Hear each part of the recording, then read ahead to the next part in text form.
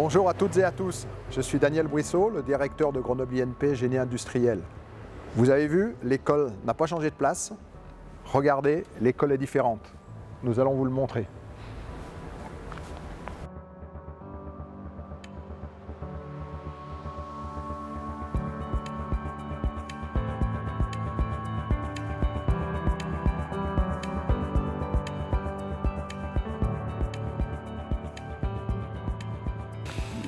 Les plateformes multifaces des GAFAM sont les nouveaux acteurs de la dynamique du futur, de l'industrie 4.0 dont parlent nos amis allemands. Les produits industriels sont conçus, produits, livrés, tarifés avec de nouveaux mots-clés.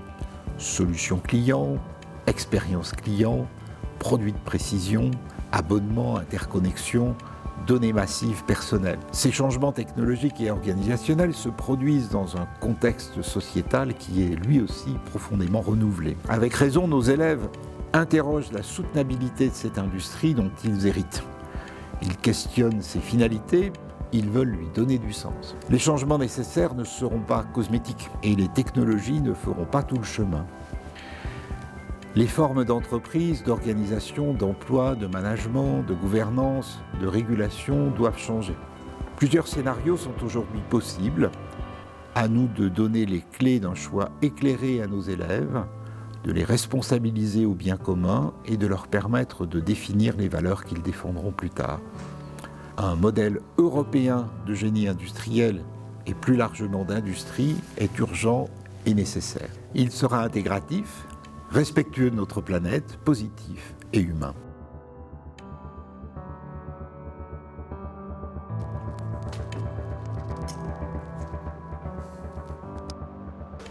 Bonjour, bienvenue à la cafette de GI, où on peut accueillir tout le monde, les étudiants peuvent se restaurer, jouer du piano, se divertir tout simplement ou alors travailler lorsqu'ils ont envie d'être sérieux. On a un comptoir qui est bien équipé, qu'on peut utiliser à notre guise pour organiser différents événements festifs, des réceptions, c'est parfait. On va maintenant rentrer dans le foyer étudiant. Par contre, il est encore en cours de peinture, on a une fresque qui est en cours. C'est normal s'il y a un peu de bazar, mais venez avec moi. Les étudiants de génie industriel pourront venir s'installer tranquillement, passer du bon temps. Passer du bon temps autour de la console, passer du bon temps autour du baby-foot qu'il y a. Il y aura des différents coins qu'on va installer avec des canapés, avec des poufs, etc. Et on a ensuite la magnifique fresque.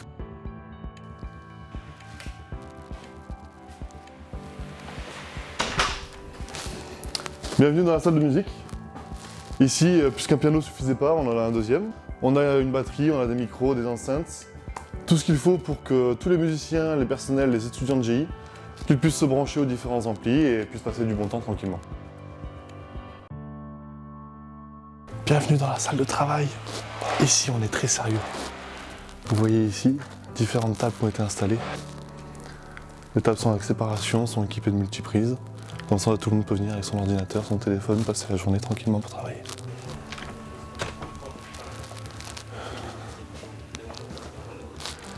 Salle beaucoup plus chill, beaucoup plus confortable, on peut venir travailler en groupe. Elle est équipée de coussins munis de multiprises, on peut se brancher directement. Allez.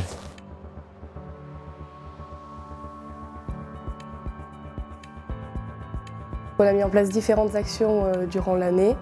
Donc on a fait pendant l'intégration un rallye DD pour proposer aux étudiants de venir dans différentes colloques pour créer des petits objets qui soient plus respectueux de l'environnement. Donc on a fait une lessive maison, un déodorant fait maison et des bivraps. Donc c'est comme du film plastique mais ça la remplace et donc ça peut être lavé et réutilisé. Du coup ça limite les déchets. On a aussi mis en place un partenariat avec le Crous et la Croix-Rouge. Donc en fait on voulait faire un projet contre le gaspillage alimentaire et donc on récupère les restes alimentaires qui n'ont pas été servis au Crous, qui sont ensuite donnés à la Croix-Rouge pour aider les gens qui sont dans la précarité. On a mis en place en partenariat avec un réseau d'associations d'étudiants solidaires et engagés, l'arrivée d'une box dans laquelle on va mettre des téléphones, des câbles et des écouteurs. On travaille avec Equitable, c'est un réseau de producteurs locaux. On propose des fruits et des légumes locaux de saison et généralement bio aux étudiants et au personnel de GI. main strength about this master degree program that if you have like a technical part or you have like a theory, you can see the application right directly. So for example, if we have like a manufacturing class or a design class for CAD, we go directly to Smart to print this the thing that we design and to see the manufacturing process directly on spot. So we can have like the theory part and plus the technical part. J'ai fait une première année qui est commune à tout le monde. J'ai ensuite fait un stage en Angleterre pendant 2 mois de réorganisation des stocks de maintenance d'une usine de chimie. En deuxième année, j'ai choisi de faire la filière IDP. Donc j'ai travaillé plutôt sur des projets de conception de produits. C'était très intéressant, on avait beaucoup de travail en groupe. Ensuite, j'ai fait un stage au sein de l'UMM de l'Ain. Donc là, c'était un stage pour accompagner les entreprises dans le développement des nouvelles technologies. Je suis ensuite partie en césure. Donc pendant 1 an, j'étais au Canada. Ensuite, je suis revenue à l'école pour ma 3e année. Et j'ai terminé par un stage de 6 mois chez Cartier où j'ai fait de la fabrication additive, c'est-à-dire qu'on a imprimé en 3D des prototypes pour des bijoux. Et maintenant, je travaille à nouveau pour un projet avec l'UMM de l'Ain qui se fait en collaboration avec l'école de génie industriel sur toujours le 4.0 dans les entreprises.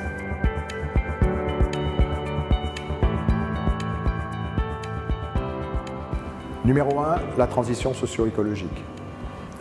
L'homme dans l'industrie du futur. Son rôle, ses compétences. Les systèmes industriels circulaires, l'éco-conception, les produits, les technologies, les organisations qui permettent cette circularité. Numéro 2, la transition numérique. L'intelligence artificielle, la science des données, tout ceci appliqué à la production et à la supply chain. La transformation des PME grâce au numérique. Numéro 3, la transformation des fonctions historiques de l'entreprise. Le bureau d'études du futur que nous prototypons ici. Ses technologies, ses usages surtout. La fabrication additive, l'impression 3D, une solution pour la personnalisation et la réutilisation. L'organisation industrielle, la conception et la simulation des systèmes de production, de la logistique, de la supply chain et des postes de travail. Grâce à SMART, le centre expérimental des technologies 4.0 pour la production, grâce à GESCOP, le laboratoire de recherche sur les systèmes de production, l'école Grenoble INP Génie Industriel forme les ingénieurs génie industriels de demain, qui sont des ingénieurs citoyens et responsables et capables de transformer l'industrie.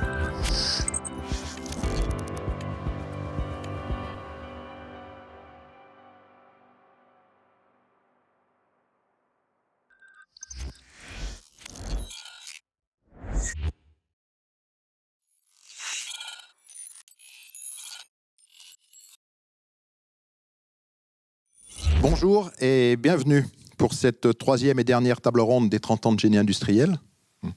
Il y en a une première sur les processus de conception et d'innovation face aux transformations de la demande sociale et environnementale. Une deuxième sur la logistique et la supply chain de demain. Et donc aujourd'hui, pour clore le triptyque, nous allons parler de l'homme dans l'industrie du futur. Alors, il y a des invités dans cette table ronde. Peggy Loop. Bonjour. Moi, je suis GI 95. J'ai ensuite enchaîné sur un doctorat en génie industriel que j'ai fait dans la plasturgie automobile. Ensuite, j'ai travaillé dans l'industrie de l'emballage. J'ai ensuite travaillé pendant 12 ans à la SNCF où j'ai à la fois travaillé sur tout ce qui est passage d'un modèle artisanal à un modèle industriel, puis direction d'un technicentre, puis transformation managériale et enfin transformation digitale interne, où j'ai beaucoup, évidemment, travaillé et abordé les sujets de l'homme dans l'industrie du futur. Et aujourd'hui, je dirige une PME dans la région Rhône-Alpes, avec un siège à Valence, qui a pour mission, on va dire, de réparer, d'allonger la durée de vie des équipements hydrauliques dans l'agriculture, l'industrie et les travaux publics, en vendant, en réparant maintenant des composants et des engins hydrauliques. D'accord. Romain Dutruc. Oui, donc Romain, GI promotion 2001, et puis derrière 20 ans de Schneider Electric, d'abord dans les systèmes d'info, ensuite management en usine, différents postes en supply chain, en gestion d'affaires, en transfert industriel, jusqu'à directeur d'usine. Puis maintenant, je fais partie des équipes supply chain performance du groupe, donc où je dirige une équipe, on va dire, d'experts qui supportent nos usines, donc une vingtaine en Europe pour mon périmètre, sur deux aspects, le lean et la transformation digitale. Merci. Nicolas Roufouillet. Oui, donc bonjour, Nicolas Roufouillet, moi je suis promo 2002. J'ai fait 4 ans chez Hewlett-Packard. Après, ça fait 13 ans maintenant que je suis expert et chef de projet chez Corège, où on traite de problématiques de performance industrielle. Moi, personnellement, je suis plus spécialisé dans les problématiques d'organisation, d'analyse financière et d'accompagnement de managers, que ce soit dans les secteurs de l'industrie automobile, aéronautique ou pharmaceutique chimique. Voilà, et je co-anime ici depuis 8 ans maintenant un TP sur la supply chain. C'est vrai. Thomas Reverdy, alors. Bonjour, donc je suis enseignant-chercheur en sociologie. Alors, aussi un ancien élève de l'école, puisque je suis la promo 94. Et donc, j'ai ensuite réorienté ma carrière vers enseignement-recherche en génie industriel et en sociologie industrielle. Et donc, je suis aujourd'hui enseignant-chercheur donc, à l'école, avec 2 thématiques de recherche. Une première thématique autour de l'industrie 4.0, l'introduction des technologies numériques dans l'industrie, les transformations des activités de travail associées, et puis une deuxième activité de recherche autour de l'adaptation des entreprises à la transition écologique, et plus précisément, qu'est-ce qui peut motiver les entreprises à avoir une attitude proactive, comment elles apprécient le risque et les incertitudes associées à la transformation écologique, et puis éventuellement aussi comment elles contribuent à la définition de l'action publique dans ce domaine. Merci donc, et moi-même, Daniel Brissot. Je suis professeur et directeur de Grenoble INP Génie Industriel. Je suis membre du laboratoire de recherche GESCOP. Ma spécialité, c'est la conception de produits, particulièrement sur les performances environnementales et sociales des produits et des systèmes. Actuellement, je travaille sur la collaboration homme-machine, essentiellement cobo et réalité augmentée, sur l'introduction d'innovations en PME. Et puis, j'ai aussi notre activité sur la conception de produits pour l'économie circulaire.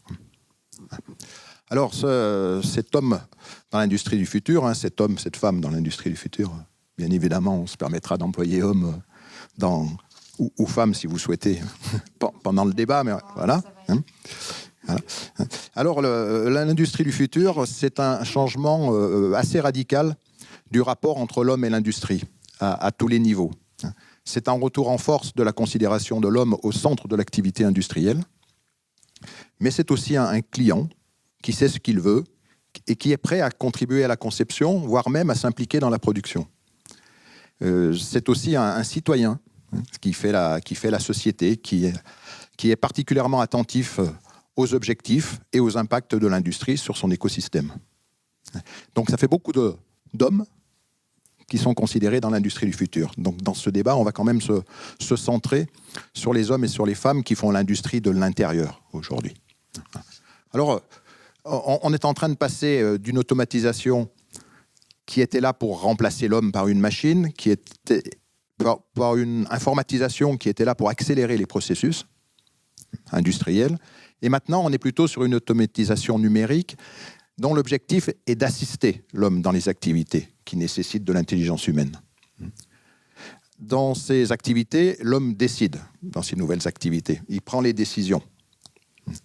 La technologie 4.0, c'est la technologie qui l'assiste pour l'aider dans cette prise de décision. On voit bien qu'on aurait dû appeler ça homme assisté. On voit bien que politiquement, ce n'était pas très correct. Donc finalement, on l'a appelé homme augmenté. Je ne sais pas si c'est plus heureux, mais c'est ça qui a été retenu comme vocabulaire. Donc notre première série d'interrogations, c'est comment travaille-t-on en partageant l'espace ou la tâche avec un cobo, par exemple ? C'est une technologie de réalité augmentée, est-elle mature pour une vraie utilisation en entreprise qui donne des performances ? Comment concevoir un tableau de bord pour les dirigeants ou pour les ingénieurs. Tableau de bord qui sera rempli par de l'intelligence artificielle. Doit-on aller vers une standardisation de tous ces outils et de tous ces processus? Il s'agit de construire des processus industriels et de construire les usages qui vont avec, les usages de ces technologies qui vont avec, voire d'adapter les technologies de manière à obtenir les performances qu'on est en droit d'attendre, quoi. On voit le point dur des technologies aujourd'hui, c'est la donnée principalement. C'est la chose qu'on n'arrive pas réellement à robotiser, à automatiser. Et donc, comment on assure la qualité de la donnée est une vraie question d'actualité. Alors, des technologies 4.0, des nouveaux processus, de nouvelles activités dans l'entreprise, on sent bien que tous les niveaux de l'industrie s'interrogent sur l'impact sur leur vie professionnelle, quoi. Le profil des collaborateurs change, le travail est questionné partout dans le monde. Il y a pénurie de main-d'œuvre actuellement. Les collaborateurs ont de nouvelles aspirations, on le voit aussi assez nettement dans tout ce qu'on interroge. Donc on a besoin d'organisations industrielles différentes. À quoi vont-elles ressembler? Je crois qu'on va aborder ce thème-là aussi, c'est notre seconde série d'interrogations. Les métiers d'opérateurs évoluent vers de la supervision. Ça demande plus de maîtrise du processus industriel, plus de maîtrise des informations qu'on reçoit. Autre exemple, on donne le pouvoir à l'homme assisté par de l'intelligence artificielle. Comment peut-on, à partir de là, assurer la sécurité dont on est responsable en tant qu'industriel, quoi. Dernière interrogation peut-être, l'assistance qui est apportée à l'homme est pour permettre de plus anticiper, de mieux anticiper, ce qui donne un objectif de maîtriser, d'avoir... Est-ce que c'est une vraie maîtrise à laquelle on arrive avec tout ceci, ou est-ce que c'est simplement des opérateurs qui auront une illusion de maîtriser ce qui se passe? Voilà les questions qu'il y a et que l'on va pouvoir traiter. Je vous propose de commencer par un premier thème. Qu'est-ce que les entreprises attendent des technologies 4.0 ? Comment se passe leur introduction dans ces entreprises? Cette collaboration homme-machine, est-ce qu'elle est bien réelle? Et les résultats attendus sont-ils au niveau de ce que l'on peut attendre? Voilà. On pourrait peut-être commencer donc par Peggy. Tu as de l'expérience dans tout ça, de grands groupes, puis maintenant de PME. Comment ça se passe, quoi? Alors, en fait, mon premier constat autour du digital, on va dire, de la transformation digitale, c'est que transformation digitale dans un grand groupe, notamment comme la SNCF, ou transformation digitale dans une PME, c'est assez différent. La cible est la même, mais forcément, le point de départ, ou en tout cas, souvent, le point de départ n'est pas le même. Concrètement, dans un grand groupe comme la SNCF, des outils comme un réseau social d'entreprise qui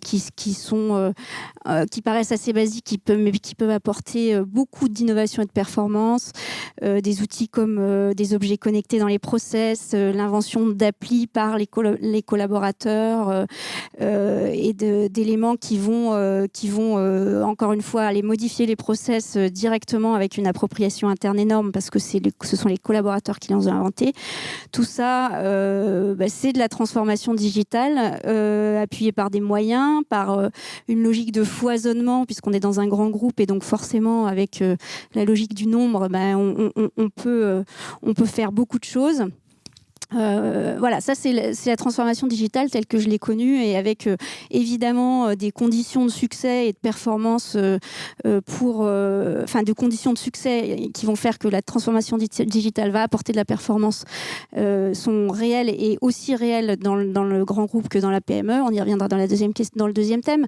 Mais en tout cas, quoi qu'il en soit, on est sur ces niveaux-là. Dans une PME, en tout cas dans la PME que je dirige aujourd'hui depuis un peu plus d'un an, on est confronté. En fait, la PME que je dirige, elle a été créée par deux associés techniciens, deux créateurs techniciens qui étaient qui étaient férus de technique hydraulique et pas forcément de numérique. Et aujourd'hui, ce à quoi on est confronté, c'est concrètement de faire le saut que doivent faire certaines régions du monde ou qu'ont fait certaines régions régions du monde aujourd'hui, en passant de pas de téléphone à l'utilisation du téléphone portable. Eh bien nous, on doit passer de, alors pas de numérique, ça serait exagéré parce qu'il y a quand même un logiciel de gestion, mais en tout cas passer d'un logiciel de gestion basique ou une utilisation basique du logiciel de gestion à tout simplement une utilisation bien plus forte, bien plus fouillée des sujets de capteurs connectés pour les produits qu'on fabrique ou pour la maintenance qu'on réalise chez nos clients, des sujets de télédépannage avec potentiellement l'utilisation de la réalité augmentée. Bref, ce sont ces sauts-là qu'il faut faire avec, y compris logiciel en mode SaaS, cloud, etc. Enfin bref. Donc, il y a beaucoup moins de moyens. En même temps, il y a un vrai soutien des puissances publiques, de la BPI. On a eu la chance de d'être sélectionné pour faire partie de l'accélérateur PME Rhône-Alpes dans l'année qui vient de passer. Donc, on est soutenu, mais en même temps, il y a ce saut à faire et c'est comme ça qu'on voit aujourd'hui la transformation digitale. Notre gros avantage, c'est que évidemment, on part de plus loin, mais on va très vite. Ça, oui. Et donc, Romain, dans une entreprise qui, elle, a de l'avance sur l'introduction de ces technologies. Nous, le digital, c'est pour nous clairement, on va dire, un levier de performance. Je dirais même un levier de performance finalement parmi d'autres. Mais en tout cas, le digital, il est là pour répondre à un besoin. Donc ça peut être de la performance, on va dire de l'efficacité opératoire pure, ça peut être de la robustesse de nos processus, on va dire plutôt d'un point de vue qualité, ça peut être de l'efficacité énergétique. Et donc l'idée, c'est, voilà, on utilise souvent le vocabulaire chez nous de digital enabler. C'est pas la technologie pour la technologie, c'est la technologie pour atteindre quelque chose, pour nous aider à atteindre un objectif qui est un objectif, on va dire, historique et permanent de l'entreprise. Pour prendre un exemple, si je reviens sur l'efficacité main-d'œuvre, par exemple, on considère aujourd'hui que quasiment pour une usine, on va dire, relativement avancée dans sa transformation digitale, 50% de son plan de productivité annuel doit venir ou va venir des technologies digitales. Ça peut être les AGV, donc les Automatic Guided Vehicles, on va dire les chariots élévateurs automatisés. Ça peut être de l'automatisation de processus administratifs, qu'on appelle les RPA, Robotic Process Automation. Ça peut être de l'IoT qui va nous permettre, via la captation de données en automatique, de faire de la maintenance préventive et donc éviter des pannes, donc éviter des ruptures de ligne et donc finalement du temps perdu. Donc tout ça aujourd'hui sur une usine classique, on va dire mature Schneider, on va être sur plusieurs pourcents de productivité complètement liés à ces technologies digitales et à la mise en place de ces technologies digitales.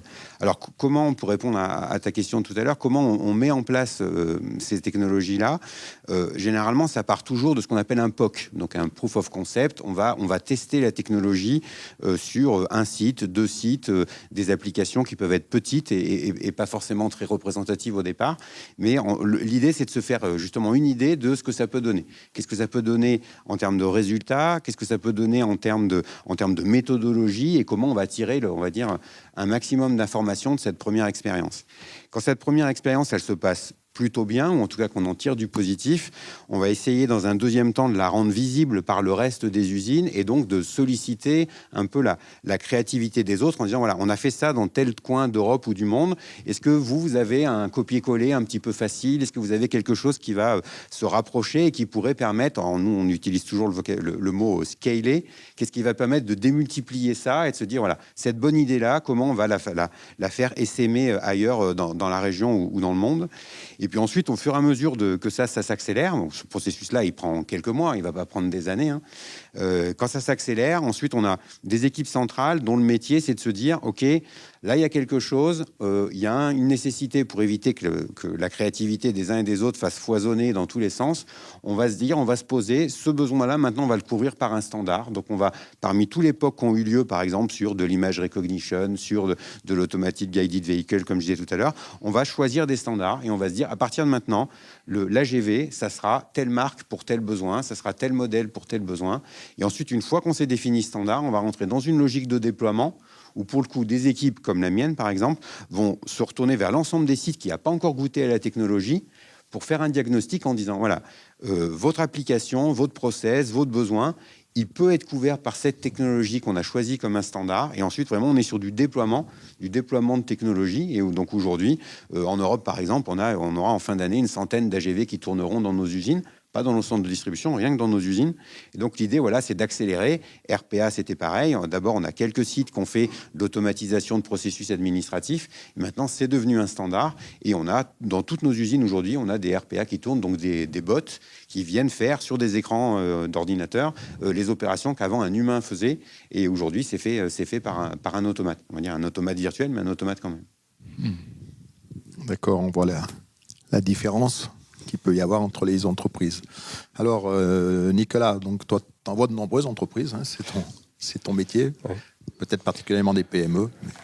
Justement, ça c'est l'avantage de mon métier, c'est que je peux naviguer du grand groupe à la TPE, vraiment très très petite, avec ça se compte sur les doigts d'une main, les gens à l'intérieur. Donc ce qu'on voit, c'est que c'est très hétérogène. Hein. Le tissu industriel français est très hétérogène, donc il y a certaines personnes qui sont vraiment aptes à déployer et à utiliser des hommes augmentés. Mais dans la grande majorité, c'est pas encore ça. Et c'est vrai qu'il y a beaucoup de gens qui devraient déjà stabiliser l'industrie d'aujourd'hui avant de penser à sauter vers l'industrie du futur. Il y en a vraiment beaucoup. Par contre, ce qu'on voit, c'est qu'il y a énormément, comme disait Peggy tout à l'heure, de politiques publiques qui poussent dans cette direction, donc très axées techno, principalement sur des invests, sans forcément intégrer l'adaptation du produit aux besoins ou à l'environnement dans lequel il va être déployé. Et ça peut créer des effets très retors. Je vois, nous, on a un client, il est rentré dans une ligne extrêmement automatisée, enfin vraiment, il n'y a quasiment plus d'humain là-dedans, sauf que derrière, ça nécessite un environnement extrêmement propre, avec une préparation en amont qui est très très longue. Et du coup, au final, ils font tourner leur ligne qui leur a coûté énormément, enfin beaucoup d'argent. Ils la font tourner très très peu parce que les conditions sont jamais toujours présentes pour pouvoir vraiment l'utiliser à son plein potentiel. Donc on arrive comme ça à avoir des fois des très beaux gadgets, mais qui sont utilisés au pouillème de leur capacité. Et ça, c'est un peu dommage parce que ça crée des attentes déçues de la part des utilisateurs et du coup une décrédibilisation des futures améliorations et de ce que ça peut apporter, parce que ça peut apporter des choses. Et l'autre effet un peu pervers, c'est ce qui est peu vu, ou en tout cas pas mis tout de suite en avant par ces politiques publiques, c'est l'impact sur la trésor, sur la santé financière d'une entreprise. Ce peut être des investissements qui sont très lourds pour une PME, avec des effets sur du très long terme. Hein. On est sur des investissements à 10, 20 ans. Et là, on peut avoir des entreprises qui se crèvent et qui après ont plus de résultats. Enfin voilà, ça peut vraiment avoir des choses très très rudes avec de la perte de leadership sur l'entreprise, vu qu'on va de coup avoir les financeurs qui prennent la main dessus. Donc ça, c'est dangereux. Et donc c'est vrai qu'il y a un point qui est vraiment important, c'est que, comme disait Romain ici, l'homme augmenté, l'industrie du futur, le 4.0, voilà, c'est des outils supplémentaires pour aller atteindre de nouveaux gaps de productivité quand on est en limite de ce que c'est faire l'humain. Problématiques de cadence, de poids, de précision, etc. Donc ça, c'est vraiment une opportunité. Donc c'est un outil supplémentaire, mais il faut bien s'assurer de la pertinence de ce qu'on veut mettre par rapport à l'environnement dans lequel on veut le déployer, quoi. Sinon, après, ce qui risque de se passer, c'est que c'est l'homme qui va pallier, parce qu'il y a des écarts qui se font, et on se retrouve avec un homme au service de la techno, alors que ça devrait plutôt être l'inverse, quoi. En tous les cas, c'est ce qu'on va viser comme point de départ de l'industrie du futur, c'est bien la techno qui est au service de l'homme. Alors Thomas, la recherche dans tout ça, c'est quoi les questions, quoi? Je crois que d'abord, nos questions, elles rejoignent énormément les vôtres. C'est-à-dire que je crois que vous êtes... la discussion montre à la fois tous les bénéfices qu'on peut attendre de l'introduction de ces technologies, mais en même temps, tous les risques qui sont associés. Si on regarde la littérature en économie ou en sociologie, par exemple en économie, on s'interroge beaucoup sur l'érosion des gains de productivité de l'automatisation, c'est-à-dire de l'automatisation, de l'informatisation, et on n'est pas complètement sûr que la vague actuelle de l'industrie 4.0 soit fondamentalement différente, en tout cas dans ses résultats en termes de productivité, et plutôt une sorte de prolongement avec des possibilités nouvelles, certes, mais en même temps qui peut souffrir aussi des mêmes difficultés de saturation des possibilités, des potentialités d'automatisation. Donc avec des gains de productivité qui risqueraient d'être de plus en plus faibles finalement au fur et à mesure qu'on avance. Donc ça veut dire pourquoi ? Ça veut dire que dans l'activité industrielle, il y a plein de configurations qui se prêtent pas toujours à une automatisation parce qu'il y a une grosse variabilité d'activité, parce qu'il y a la très petite série, parce qu'il y a beaucoup de services et riche en adaptation et en interaction humaine. Ça, c'est le premier point. Après, il y a aussi une deuxième préoccupation qu'on va retrouver, c'est le degré de complexité croissant de ces systèmes sociotechniques qui impliquent de l'automatisation, du numérique, etc. Qui dit degré de complexité croissant, dit quelle est la capacité des équipes, des personnes, des compétences à finalement faire fonctionner cet ensemble. Et en particulier gérer les aléas, les pannes, etc. Donc il faut être extrêmement vigilant sur quelle est la capacité en termes de compétences individuelles, mais aussi en termes de capacité collective, de compétences collectives pour gérer cette complexité croissante. Et donc, voilà. Sinon, on risque de se retrouver finalement face à des systèmes qui, alors souvent c'est temporaire, c'est-à-dire qu'on arrive à trouver les moyens de s'adapter, mais face à des systèmes dont on n'a plus forcément la maîtrise. Et puis, effectivement, la question qui devient centrale, finalement, c'est plus tellement la collaboration entre l'homme et la machine que évoque le Kobo face à ces systèmes complexes, mais c'est aussi la collaboration entre hommes autour de ces machines, autour de ces systèmes complexes, c'est-à-dire la capacité à faire collaborer des compétences techniques extrêmement diversifiées, des compétences numériques, automatisme, traitement de la donnée, jusque bien sûr toutes les compétences mécaniques qui sont liées au procédé physique lui-même et qui est impliqué. Voilà. D'accord. Merci pour tous ces exemples et ces éclairages. C'est varié parce que la situation est variée. Mais on voit que l'objectif est relativement le même. C'est qu'il y a des technologies qui doivent permettre d'obtenir de la performance, qui doivent permettre à l'industrie de se développer. Et à la satisfaction des gens, je crois que c'était le point qui était là derrière. Il y a un sens à tout ce que l'on fait. Alors, on pourrait peut-être passer sur une deuxième question. Vous l'avez soulevé et Thomas le dit plus explicitement à la fin. Donc, cette industrie du futur, ces technologies 4.0, ça va changer le profil des opérateurs et le profil des ingénieurs, ou le travail de chacun d'entre eux. Alors, on peut se demander quelles sont les compétences pour les métiers de l'industrie nouvelle. Faut-il être un numéricien ? Faut-il être quelqu'un qui comprend le métier ? C'est quoi l'impact de tout ce qu'on est en train de penser sur le management ? D'ailleurs, on pourrait dire, est-ce que le management est partie prenante de ces transformations ? C'est une question qu'il y a. Voilà, peut-être Romain pour commencer. Donc vous abordez tout ça comment dans une usine de Schneider ? Alors, comment on s'organise ? Généralement, dans toutes nos usines, on va dire, qu'on qualifie de Smart Factory, on en aura 25 en Europe à la fin de l'année. On a généralement un animateur global, une espèce de chef de projet, un coordinateur d'ensemble. Mais l'objectif, c'est vraiment... En visant de l'appropriation et surtout un niveau de participation relativement important, que le sujet ne reste pas un sujet de spécialiste. Et donc cet animateur, qui a vraiment plutôt un rôle de chef d'orchestre plutôt qu'un rôle d'expert, il va s'entourer qu'on appelle d'ambassadeurs. Donc par technologie, on va avoir un ambassadeur, et cet ambassadeur, par exemple, encore une fois, si on prend chaque technologie mise les unes après les autres, en AGV, en IoT, en RPA, etc., en data science, ces gens-là vont être connectés entre eux. Donc chaque ambassadeur de chaque usine en Europe ou dans le monde, et donc ils vont faire partie d'une communauté pour échanger échanger des pratiques, échanger des méthodologies, montrer ce qu'ils ont trouvé, montrer ce qu'ils ont fait. Et donc ça permet vraiment, au-delà de la compétence individuelle, du training que chacun va faire, de partager à une grande échelle. Et ensuite, l'ambassadeur, lui, dans son site, son objectif, ça va être d'organiser et de monter en compétence ses camarades.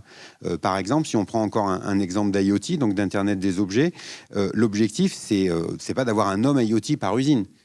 Bien sûr, c'est utile d'avoir un expert dans l'usine, mais quand est-ce qu'on va vraiment tirer de la valeur de la technologie?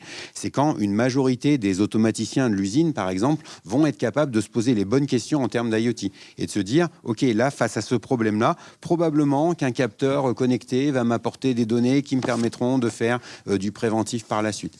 Et donc, c'est vraiment dans cette logique presque d'évangélisation de la technologie dans l'équipe, où petit à petit, une usine qui débute sur une technologie, elle va avoir un expert, puis 2, puis 3, puis des gens qui vont petit à petit être familiers avec la technologie. Et vraiment, l'objectif, celui qu'on se donne en interne, c'est d'arriver à vulgariser cette technologie, y compris vis-à-vis des opérateurs, pour vraiment rentrer dans une logique lean, presque de Kaizen, où c'est en interrogeant les opérateurs par rapport à ce qu'ils vivent tous les jours qu'on va capter des opportunités. Alors bien sûr, l'objectif, c'est pas d'avoir un opérateur qui va être capable lui-même de venir mettre un capteur, de le connecter et ensuite de faire de la data science avec. C'est pas l'objectif. Il y a des gens dont ça sera le métier.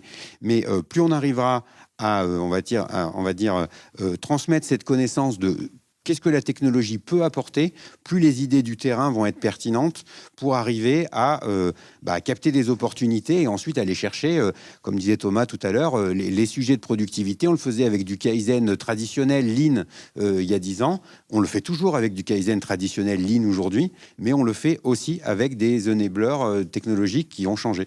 Et donc, l'objectif, c'est que nos collaborateurs, que ce soit en fonction support ou en opération, aient une connaissance suffisamment fine de ces technologies-là pour permettre d'avoir des idées, pour qu'ils puissent permettre de contribuer à ce déploiement technologique.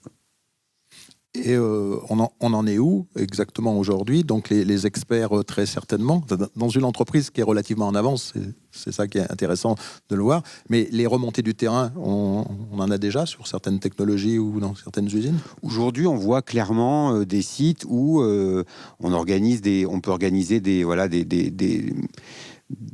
séances de créativité, on va dire, sur un secteur particulier, en disant là, on sent bien qu'il y a quelque chose, on sent bien qu'il y a des paramètres influents qu'on ne maîtrise pas complètement, et en faisant un Kaizen avec de 2-3 jours avec les opérateurs et leurs fonctions support, on arrive clairement à capter quel capteur, quelles données, quels paramètres influents traquer, avec quel capteur, pour ensuite avoir, on va dire, une démarche de data science qui va nous permettre, par exemple, j'ai un exemple très clair en tête sur une usine qu'on vient de mener très récemment, pour nous permettre de maîtriser la robustesse d'un processus et donc d'arriver à avoir une production pour le client avec, par exemple, moins de défauts. Et ça, c'est très clairement en interrogeant les opérateurs de la ligne sur un moulage époxy un petit peu complexe, sur lequel on est vraiment dans de la finesse, non pas sur le process lui-même, mais presque dans la recette de la matière qu'on va utiliser. Donc un process qu'on pensait vraiment complètement lié au toucher et à l'expérience de la personne. On s'est rendu compte qu'en mettant sous contrôle un certain nombre de paramètres influents, on était capable d'avoir vraiment une logique de prévision de la façon dont allait se comporter la matière et donc du taux de défaut qu'on pouvait avoir. Et donc par exemple influer, donc pas encore en automatique, mais l'objectif c'est de le faire ensuite en automatique, influer, que les paramètres influent directement sur soit l'ajustement de la température, de l'humidité dans la matière, pour ensuite avoir moins de défauts en sortie de moulage. Donc c'est cette boucle-là. Aujourd'hui, la donnée, sur cet exemple concret, elle va nous permettre d'agir, à l'opérateur d'agir plus en amont, et demain, pourquoi pas, d'agir en boucle fermée avec un automate qui influera lui-même sur la recette qu'il y a à l'intérieur du malaxeur à ce moment-là. Bon, on voit qu'on avance. On voit qu'on avance. Peggy, alors, dans les autres types d'entreprises complémentaires, on va vers des nouveaux métiers, de nouvelles activités, on réorganise le travail. Comment on fait ? On fait, moi j'ai envie de rebondir aussi sur je pense que la manière dont on fait et dont on introduit la transformation digitale extrêmement importante. Moi, je me suis forgé une conviction à la fois, beaucoup à la SNCF et puis tout au long de mon parcours autour du fait que ce soit le ligne, que ce soit le digital, que ce soit d'autres outils, ce ne sont que des outils. Ça ne doit en aucun cas devenir un objectif. Romain en parlait tout à l'heure avec le fait que les politiques publiques peuvent pousser à en faire un objectif en soi, parce que c'est ça qui va permettre d'obtenir les financements, etc. Mais concrètement, dans toute transformation digitale, si on veut obtenir de la performance, si on veut obtenir des effets, et des effets, on va dire, à long terme responsables, il me semble qu'il faut absolument regarder la transformation des outils en tant que tels, évidemment, et donc la numérisation d'un certain nombre d'entre eux, l'utilisation de tablettes, de capteurs, etc. Et puis... mais il faut regarder aussi la transformation des usages, c'est-à-dire comment, c'est bien si j'équipe d'une tablette mes techniciens qui interviennent chez le client, mais que je ne pense pas toute la chaîne et tout le process avec lequel ils vont utiliser cette tablette et comment ça va leur rendre service chez le client, comment ça va rendre service au client de manière à pouvoir, par exemple, consulter un stock à distance, facturer directement chez le client, etc. Si je pense pas ça, j'aurais beau équiper de tablettes. Ça paraît évident, hein, mais il y a eu des moments où les transformations digitales, elles ont été envisagées comme ça, et là, évidemment, ça fait un gros flop, parce que concrètement, ça fait des tablettes ou des smartphones mis dans les tiroirs, dont plus personne n'a surtout envie d'entendre parler, parce que en fait, l'appli qui devait dérouler le process, elle a été mal conçue, sans les utilisateurs, enfin bon, je vous passe les détails.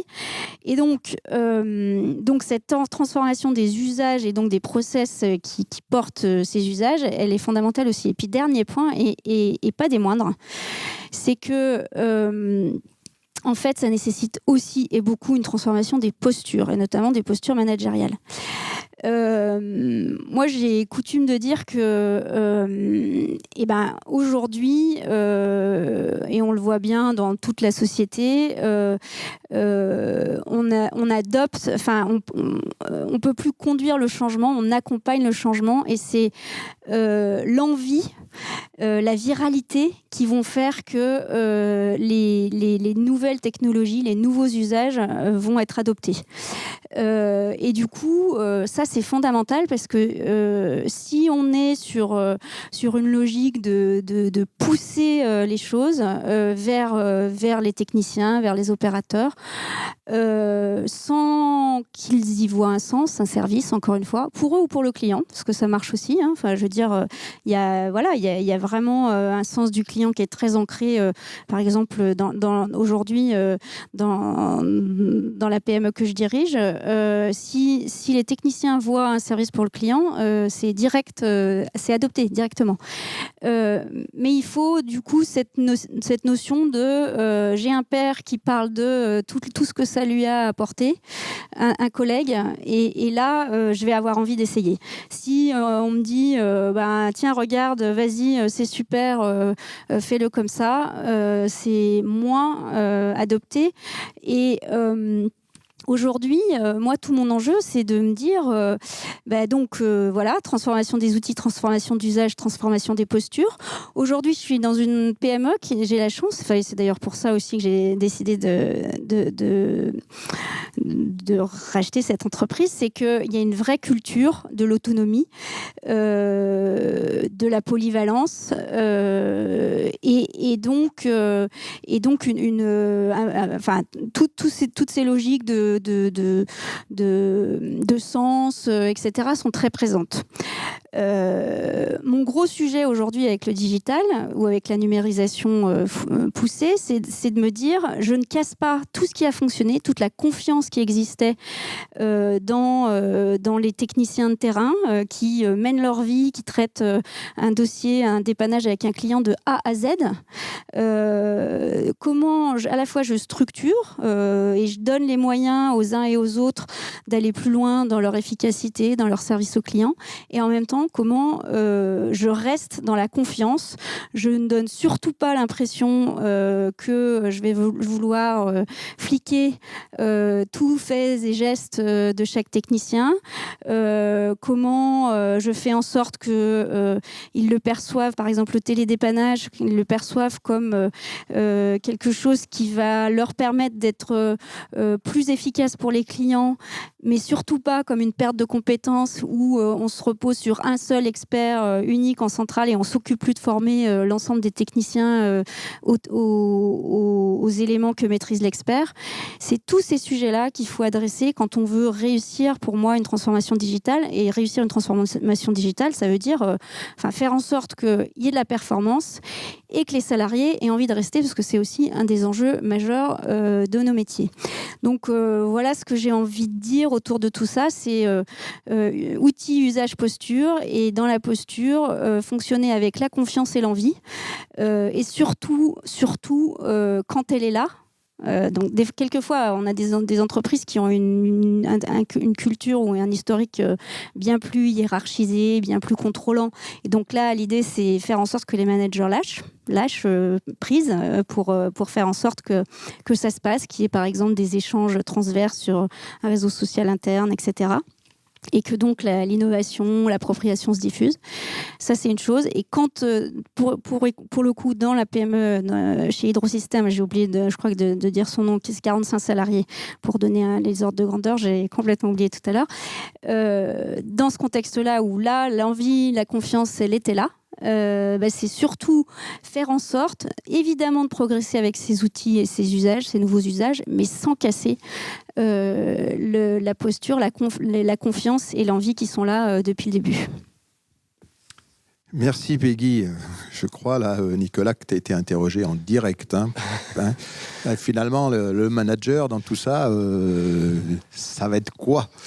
Oui, c'est ça. Nouveau métier, qu'est-ce qui bouge Et puis la reconnaissance derrière des employés. Alors c'est vrai que ce qui a été dit là, c'est vrai que ça pose la question. Voir les conditions de travail, sont-elles améliorées dans ce... C'est un peu la question. Il y a la bonne conduite du changement et la mauvaise conduite du changement. Bon, donc c'est vrai que ça peut amener des choses assez rigolotes. Donc nous, moi, je vais assumer complètement la généralisation abusive et renforcer le trait un peu qu'on peut voir malheureusement plus souvent qu'à l'accoutumée dans des entreprises. C'est vrai que la valorisation de l'employé dans cette transformation 4.0 ou industrie du futur, c'est un gros trou dans la raquette, parce que derrière, quand on n'a pas vraiment confiance dans ses employés, c'est un bon moyen, c'est un moyen assez détourné et assez retors de dire voilà, on va vous aider, on va remplacer telle chose qui est pénible, etc. Mais pour en fait cacher un déni des aptitudes et des capacités d'apprentissage et d'adaptation des employés. Donc ça, c'est l'aspect retors du mauvais management, mais qui peut apparaître malheureusement plus souvent. Et d'ailleurs, ces managers, eux, ils se disent comme ça, je vais avoir quelque chose de standardisé. Mes robots, ils se plaignent pas. Quand il y en a marre, je les éteins. S'il y a un problème, c'est la maintenance qui s'en occupe. C'est parfait. Il y a l'illusion de je vais tout contrôler de façon hyper homogène avec mes tableaux de bord tout automatisés. L'intelligence artificielle va tout faire, etc. Donc il y a pas mal d'illusions qui arrivent, mais c'est surtout ça pallie un manque de confiance. Ça, c'est un vrai risque qu'il peut y avoir. Et alors le problème, c'est que derrière, sur l'opérateur, quand ça arrive comme ça dans un mauvais cadre, on va se retrouver avec des personnes qui vont voir que ça embauche, mais ça embauche des personnes plus capées, beaucoup plus loin du terrain, qui connaissent beaucoup moins le métier. Et eux, ils vont se dire mais pourquoi? Moi, je veux dire, c'est quoi ma valeur là-dedans? Ils devront devenir des pouces-boutons, c'est-à-dire que les interfaces hommes-humaines vont devenir très simples. Donc maintenant, tu te poses pas de questions, ça te dit oui, tu appuies sur le bouton oui, quoi. Ça, on l'a vu pas mal de fois avec des ERP sur les passages de commandes auprès des fournisseurs. On se pose plus de questions, c'est l'ERP qui vous propose de passer telle ou telle commande, alors que c'est lui, il a fait un calcul en se plantant complètement dans son calcul, et la veille c'était bon et aujourd'hui c'est plus bon. Voilà, donc il y a une vraie dévalorisation de quel est mon geste technique. Et voilà, donc ça, c'est des petits problèmes. Et donc, si je regarde un petit peu sur la reconnaissance, c'est quand même assez bof dans l'ensemble, si c'est mal mené, bien entendu. En tout cas, c'est très variable d'une entreprise à l'autre. Par contre, pour ce qui va être d'améliorer certaines pénibilités, certaines charges mentales, oui, complètement. Quand on va aller chercher au-delà des capacités physiques ou justement avec le fractionnement des activités, ça peut être un bon moyen de donner un petit peu d'air. Donc ça, c'est intéressant. Mais quant à l'estime, encore une fois, là, il y a des vrais dangers parce que d'une certaine façon, j'ai envie de dire, on scalpe un peu le haut de la pyramide de Maslow, hein, des besoins fondamentaux, c'est-à-dire le besoin d'accomplissement par le travail, parce que quelqu'un d'autre le fait à votre place ou une machine le fait à votre place, le besoin d'estime, finalement, n'importe qui peut faire ce que je fais, voire même le besoin d'appartenance, hein, c'est-à-dire que maintenant, c'est des gens qui sont loin, qui font du télé, machin, on ne connaît plus rien, on se dissocie un peu de la réalité. Donc ça, ce sont vraiment des risques, et encore une fois, tout dépend de comment ce changement et cette numérisation va être amené. Si c'est vraiment top-down avec le fait du prince, hein, donc voilà, je suis le seul à diriger, il y a quelqu'un qui m'a fait rêver, la BPI me suit, je vous impose ça. C'est pas la même chose que ce que décrivait Romain, avec justement une co-construction, des choses qui viennent un peu plus du field pour pouvoir avoir une appropriation. Et je pense que ça, c'est vraiment le sens que disait Peggy, qui permet justement de dire, voilà, j'ai pas perdu ma raison d'être en fait. Et on en est là. Tu vois quand même. Moi, je vois beaucoup le très très mauvais. Je sais pas pour rien que j'ai pris ce truc-là. C'est-à-dire qu'il y a beaucoup de choses qui viennent top-down et il n'y a pas de sens. Et les gens se sentent mis de côté, dévalorisés. Et parce qu'il faut avoir une certaine organisation pour permettre de faire cet accompagnement du changement. Donc des grandes structures, des équipes dédiées, ça prend du temps. Et puis pareil, c'est pas parce que vous intégrez quelque chose de nouveau que d'un coup la performance va faire un super gap. Au contraire, vous allez voir même une période où la période d'adaptation, où là la performance se casse un peu la figure pendant pas très longtemps, mais le temps de prendre en main la nouvelle techno, et après on peut peut-être avoir les gains tels qu'ils étaient prévus. Mais si ça c'est pas très bien accompagné, on va surtout avoir la rupture dans le mauvais sens, et puis même après on va l'aggraver, quoi. Donc là, alors après c'est la spirale, vous faites plus rien, quoi. Allez, merci de l'alerte. On voit quand même avec Romain et avec Peggy qu'il y a quand même des entreprises qui donnent du sens et qui tirent tout ça. Et heureusement, il y en a. Parce qu'on a besoin de bons exemples. Hein. Il y en a heureusement et beaucoup. Mais voilà, faut être aussi conscient de l'aspect du risque. Plus que l'exemple nous montre que ce risque, quand il se met en place, c'est une catastrophe. Donc soyons-en conscients pour pouvoir le prévenir. C'est surtout ça. Ne l'occultons pas, ne le mettons pas sous le tapis. Surtout pas. Au contraire, c'est des leçons à apprendre pour vraiment récupérer ce qu'il y a de mieux dans cette industrie du futur. Et nous l'entendons en termes de formation, quoi. Il faut à tout prix bien aborder ce volet-là. Thomas, alors le chercheur. Moi, d'abord, je suis très admiratif des 2 témoignages de managers qu'on a pu avoir, parce que je trouve que vous avez, en tout cas, vous avez montré avec votre présentation que les risques que tu exposes peuvent être pris en charge dans la conduite de ces projets managériaux. Et ça, je trouve que je suis admiratif. Je pense qu'il y a quand même un peu de formation au génie industriel derrière. C'est-à-dire que je pense que c'est peut-être pas pour rien que cette question-là soit mise à l'agenda, prise en compte à ce niveau-là par des anciens élèves de GI. Donc ça, je m'en réjouis. Et je pense que mon rôle aussi d'enseignant-chercheur, c'est de témoigner de cette exigence-là auprès de nos élèves quand ils réfléchissent à la question du numérique dans l'industrie, qui puissent se saisir aussi de toutes ces implications pour rechercher à la fois de l'efficacité, mais aussi de l'acceptabilité ou l'acceptation des projets par les équipes, voire de la motivation, bien sûr, plus que l'acceptation qui est presque un peu négatif, mais de la motivation, de l'enthousiasme pour ces projets, bien évidemment. Alors, je ne sais pas s'il faut que j'en rajoute peut-être une couche sur les risques, mais bon, c'est vrai que après tout, c'est un petit peu parfois le rôle du sociologue de pointer cela. Peut-être pas simplement aussi les risques, mais aussi les conditions de gestion de ces risques. C'est vrai que l'industrie 4.0 est accompagnée d'une sorte d'idéal, d'une représentation numérique de l'activité réelle, c'est-à-dire comme si on va être en mesure de représenter totalement numériquement ce qui se passe, donc le processus de production, l'activité de travail, la coordination des flux à tout niveau. Il faut essayer d'aller vers une sorte de la représentation la plus fidèle, la plus parfaite, la plus instantanée aussi, immédiate, de cette réalité-là. Et c'est vrai que ça crée des potentialités. Ça crée des potentialités de meilleure connaissance des process, ça crée des potentialités d'optimisation, ça crée des potentialités de calcul qui n'étaient pas accessibles jusqu'à présent parce qu'avec des données partielles, des données trop différées, des données inaccessibles, eh bien, on n'avait pas ces potentialités-là. Ça facilite aussi énormément toutes ces tentatives. Donc, c'est un élément central du génie industriel. Enfin, il ne faut pas l'ignorer, de développer, d'exploiter ces potentialités-là. Alors, évidemment, il y a des risques. On voit bien que ces potentialités, ces capacités de calcul, elles peuvent avoir des effets sur les compétences. Ça peut conduire pour certaines personnes vers de la déqualification si elles ne sont pas capables de s'en saisir ou de s'approprier. D'où l'importance à la fois de veiller à la conduite de projet, mais aussi de réfléchir aux trajectoires de montée en compétences des équipes qui sont confrontées à cette technologie. Donc, quelle trajectoire pour ces équipes, quel accompagnement, quelle formation, quelle capacité d'appropriation, leur donner des espaces, des temps où ils peuvent s'approprier progressivement ces technologies et l'intégrer à l'intérieur de leurs compétences. Donc, effectivement, c'est un point important. Un deuxième point qui est essentiel, c'est que cette représentation numérique, eh bien, finalement, elle crée de la visibilité. Elle crée la visibilité potentielle pour les activités. Comment le management se saisit de cette visibilité? Est-ce que, et là, la recherche est très claire là-dessus, il y a deux options. En gros, bien sûr, c'est caricatural, mais soit le management exploite cette visibilité nouvelle en appui aux équipes, c'est-à-dire en étant facilitant, en utilisant cette capacité-là pour résoudre des problèmes. On sait que par exemple, les chaînes de logistique globalisées, avoir la visibilité sur les stocks, les flux de produits, les problèmes dans d'autres usines, eh bien, c'est un élément qui peut faciliter la résolution de problèmes.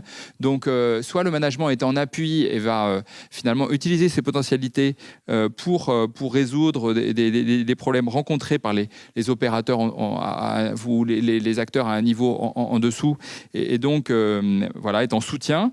Effectivement, ce qui est plus dangereux ou plus risqué, c'est si le management devient trop dans une posture de contrôle ou trop intrusif, ou finalement exploite cette visibilité a posteriori en disant mais finalement là c'est tel jour, pourquoi telle pièce elle n'est pas sortie de ton entrepôt, qu'est-ce qui s'est passé, etc. Voilà, en ayant une attitude trop impulsive qu'offrent ces potentialités-là. Et c'est vrai que les opérateurs vont, bien sûr, d'abord, peuvent avoir une inquiétude, enfin à tout niveau d'ailleurs, même les managers, intermédiaires, etc., peuvent aussi avoir une inquiétude par rapport à cette potentialité. Et c'est l'exemplarité du management, la façon dont il va s'en saisir, qui va peut-être soit réduire cette inquiétude, mettre en avant les bénéfices, ou au contraire l'aggraver. Enfin, la dernière chose sur cette visibilité, c'est que s'il y a des choses qu'on rend plus visibles, il peut y avoir aussi des choses qu'on ne peut pas rendre, qui ne sont pas rendues visibles par le système numérique. Et il faut être vigilant d'accepter aussi que c'est une représentation partielle du réel. Ce sera toujours une représentation partielle. Et aussi de faire attention évidemment de l'extérieur à distance. Chacun va puiser dans les données ce qui l'intéresse. Lui, je sais pas, par exemple, le spécialiste de la qualité va se préoccuper de la qualité, le spécialiste de la productivité va se préoccuper de la productivité, alors que finalement le manager de l'atelier, lui, doit gérer tout en même temps. Et voilà, se méfier aussi des représentations trop partielles que peuvent offrir ces outils de visibilité à distance. Et voilà, pas oublier de temps en temps, il faut retourner sur le terrain justement pour comprendre cette situation particulière avec sa complexité. Merci Thomas pour cette vision synthétique et complète de ce qui s'est passé. Je voudrais qu'on aborde maintenant peut-être une question un peu décalée vis-à-vis de ça. Hein. L'image de l'industrie n'est pas aussi bonne qu'on le souhaiterait aujourd'hui dans l'opinion. Hein. Même si une période sanitaire compliquée comme on vient de passer a bien montré, a bien rappelé, remis à sa place l'industrie dans son utilité sociale, qui avait peut-être un petit peu disparu pour tout le monde. Quoi. Voyons bien que cette image un peu négative de l'industrie, on le voit nous aussi en le recrutement à l'école, il n'est pas aussi évident qu'on le pense pour un étudiant de s'engager dans une formation de génie industriel. On le disait, il faut du sens. Et ce sens, c'est pas si évident que ça à trouver pour les jeunes pour aller dans l'industrie. Je pense que vous avez la même problématique dans vos recrutements chez vous. Alors pensez-vous que cette industrie du futur, avec des entreprises beaucoup plus responsables vis-à-vis de la société, beaucoup plus responsables vis-à-vis de ses employés, peut améliorer l'attractivité de l'industrie? Qui commence? Peggy, hein? Allez, j'y vais. Moi, j'en suis persuadée. Alors, quand on travaille dans une PME comme Hydrosystème où pendant le Covid, on n'arrête pas et au contraire, on est là pour que les engins agricoles puissent tourner, les machines industrielles puissent tourner et produire les premières nécessités pour le pays. On voit bien l'utilité de l'industrie locale, complètement localisée, utilisant les ressources autour de ses ateliers, etc. Là-dessus, pas de doute. Et je trouve que c'est, pour le coup, pour être passé d'un grand groupe, alors dans lequel il y avait aussi beaucoup de sens autour du transport vert, on va dire, mais malgré tout, donc d'un grand groupe avec toutes ces arcanes, et puis une PME où là, concrètement, c'est juste le client qui arrive et qu'il faut dépanner et dont on sait que si on le dépanne pas vite, ça va entraîner tout un tas de problèmes dans la chaîne. Voilà, c'est très concret sur encore une fois l'utilité de l'industrie en France et la résilience, mot qu'on n'arrête pas d'utiliser, mais qui a sa vraie signification, encore une fois, au concret tous les jours dans notre contexte. L'industrie du futur, pour moi, et en tout cas le fait de moderniser, de faciliter un certain nombre d'éléments grâce à la numérisation, grâce à l'homme augmenté. Aujourd'hui, nous, on fabrique des engins motorisés radiocommandés qui viennent réduire drastiquement la pénibilité sur des opérations complexes où jusqu'à présent, dans des endroits très contraints, c'était juste à dos d'homme ou à force d'homme. L'industrie du futur, le fait de pouvoir commander à distance, y compris, on travaille aujourd'hui sur un projet de recherche à distance entre le souterrain et l'extérieur. Tout ça, c'est des éléments très concrets pour dire l'industrie, ça a été pénible, ça l'est beaucoup moins. Ça a été sale, ça l'est aussi quelquefois, mais travailler dans l'industrie, c'est justement pouvoir agir, avoir les leviers pour faire en sorte que ce soit moins sale, que ce soit durable, que toutes ces entités, que ce soit PME ou grands groupes pour lesquels il y a déjà des démarches depuis longtemps, mais PME, qu'elles puissent mener des actions dans un sens où on va préserver l'environnement, on va s'appuyer sur le tissu social local, on va avoir une action sociétale, par exemple, par des mesures, ou par des emplois d'insertion, etc. Tout ça, on peut le faire.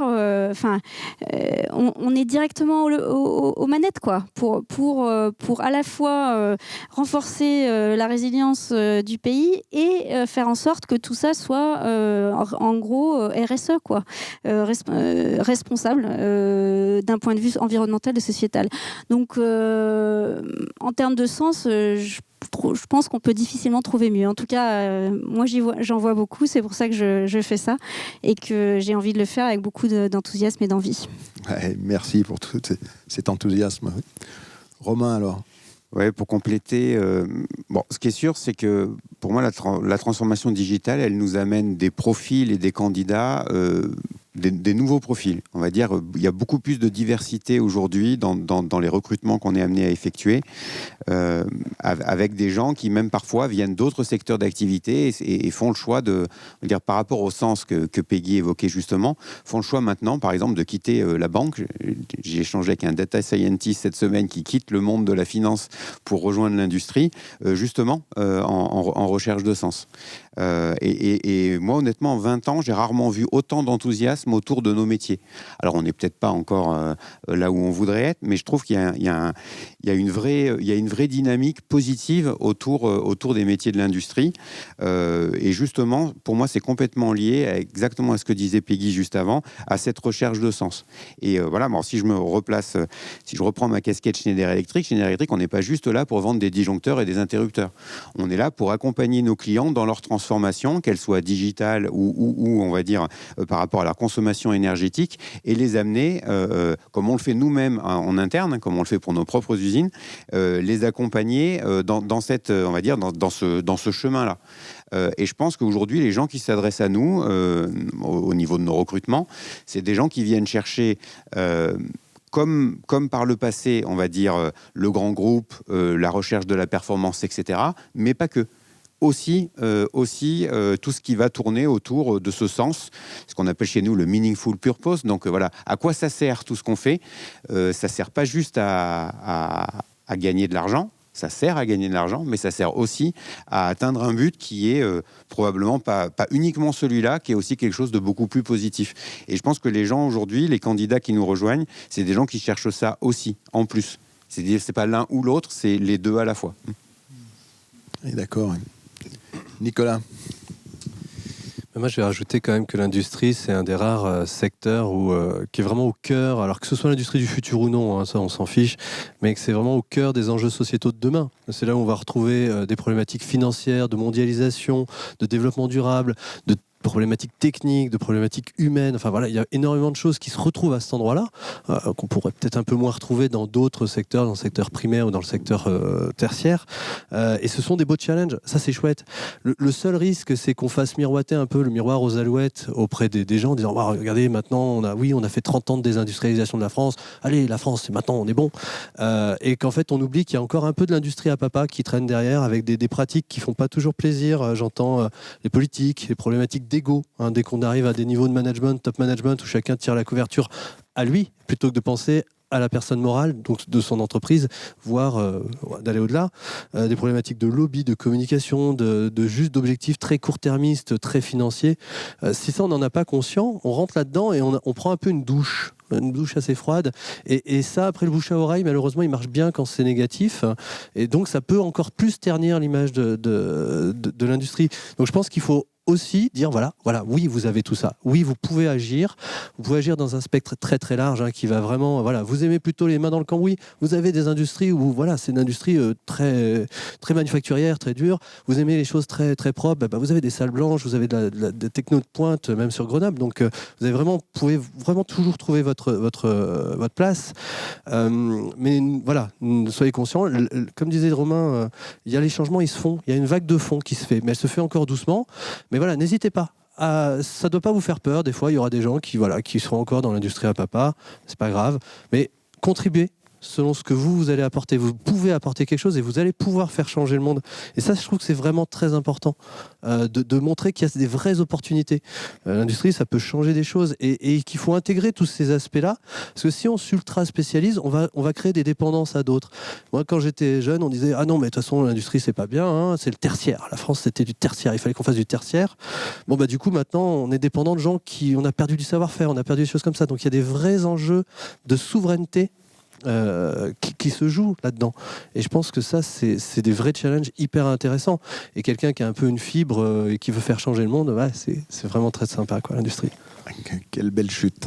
Donc, pour changer le monde, il faut venir formation ingénieur industriel, Thomas. Donc, Oui, moi, je vais aller complètement dans le même sens. Enfin, je partage totalement cette idée-là. Je crois que on a vécu dans l'illusion de pouvoir avoir une France ou même parfois même une Europe sans usine, qu'on pouvait se passer d'usine parce que finalement la mondialisation nous offrait sur un plateau l'ensemble de notre consommation matérielle voilà, à des prix très, très bas, ce qui d'ailleurs au passage a pu permettre de développer énormément le marketing, toute la symbolique associée aux objets et parfois perdre de vue aussi un peu la dimension fonctionnelle et matérielle simple des objets.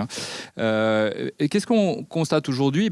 Oui, malheureusement, on a développé une sorte d'addiction à ces produits bien configurés, à ce marketing. On risque de perdre un petit peu on risque de perdre la compétence, tu l'as évoqué, on a perdu aussi un peu de compétence. Et pire, on est un peu complice aussi des conditions sociales et environnementales dégradées dans lesquelles ces produits sont fabriqués. Et donc, moi, je pense que typiquement, notre politique climatique, notre politique environnementale ne devrait pas se prendre comme repère les émissions de gaz à effet de serre, par exemple, de notre territoire, mais notre empreinte environnementale sur l'ensemble du cycle de vie de ce que nous consommons. Et je pense que si on part de ce repère-là et qu'on estime que dès lors qu'on consomme, on a une responsabilité directe, indirecte, mais en tout cas une responsabilité réelle sur l'ensemble du cycle de production de ce que nous consommons. Alors vous allez me dire, je suis très idéaliste, je reconnais un petit peu, mais en tout cas, je pense que c'est un horizon moral qui est intéressant pour nous, pour nos dirigeants, pour nos politiques publiques, et de se dire, si nous voulons être exemplaires, ne sont pas uniquement exemplaires sur notre territoire, mais exemplaires sur ce que nous consommons. Donc il faut inventer, développer tous les moyens, soit de faire progresser l'ensemble de notre chaîne d'approvisionnement, mais avec des vrais moyens de contrôle et voire même dans les choix industriels, les choix techniques, ou bien effectivement d'avoir des formes de relocalisation intermédiaire partielle, parce que je ne crois pas qu'on pourra complètement sortir d'une économie globalisée, mais des formes de relocalisation d'activités pour justement retrouver le contrôle et avoir le niveau de prise en charge de l'empreinte sociale et environnementale qui est celle que nous désirons. Voilà. Oui, là, donc je crois qu'on voit bien avec votre vision tout l'intérêt qu'il y a là dans l'industrie, que vous remettez bien. Il y a des challenges passionnants en travaillant en industrie. Et les gens qui travaillent dans l'industrie, et je pense plus particulièrement aux ingénieurs, et encore plus précisément aux ingénieurs génie industriel, réellement, ils peuvent agir pour ce qu'ils veulent. Un ingénieur génie industriel conçoit les chaînes de production, donc ils sont quand même bien placés pour changer les modes de production. Les ingénieurs génie industriels conçoivent des produits, ils sont là aussi bien placés pour savoir ce qui nous intéresse, est-ce que ces produits sont utiles, est-ce qu'ils correspondent bien à nos convictions, tout ce que vous avez dit jusqu'à maintenant. Je crois qu'en effet, c'est le bon moment. Les gens qui sont dans l'industrie, ceux qui dirigent l'industrie comme vous, ou les jeunes qui veulent rentrer comme chez nous, quoi, réellement, il y a les moyens de transformer quelque chose. Et vous avez bien montré dans cette discussion que les technologies, c'est intéressant. Ça va nous amener des performances tout à fait intéressantes, mais que la technologie tout seul, elle n'est pas grand-chose, et que c'est bien notre point de départ, cet homme, cette femme qui vont utiliser ces technologies, qui vont concevoir, co-construire, on a dit à certains moments, la façon de travailler dans les entreprises et les produits qui vont en sortir. C'est ça les points essentiels. Merci pour le débat que l'on a pu avoir ensemble, pour votre participation. Ce débat, donc, ça termine notre cycle. On n'en fera pas d'autres. Nous avons fait conception durable, nous avons fait supply chain durable, nous avons fait homme et industrie durable, en quelque sorte. C'est central pour le génie industriel avec ces trois approches.